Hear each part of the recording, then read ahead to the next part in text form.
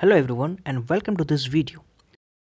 Before that, please make sure that you have subscribed to our YouTube channel. In this video, I will explain you guys that how 0 factorial is equal to 1.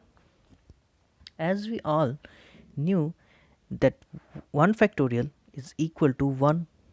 Similarly, 2 factorial is equal to 1 into 2.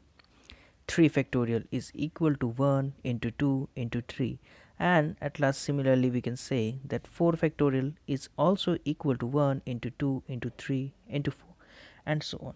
So in generally, n factorial is equal to 1 into 2 into 3 dot dot dot n minus 1 into n.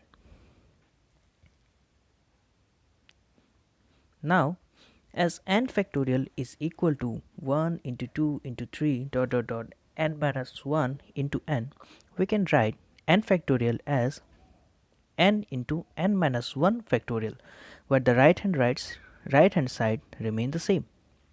If we divide this line by n, we get n minus 1 factorial, which equal to 1 into 2 into 3 dot dot dot n minus 1 into n whole divided by n. In the right hand side, we can write the numerator 1 into 2 into 3 dot dot n minus 1 into n as n factorial, which is divided by n. We can name this equation as equation number 1. Putting n equal to 1 in equation 1, we get 0 factorial is equal to 1. So thank you guys. If you like the video, please hit the like button and subscribe to our YouTube channel, Great Learners.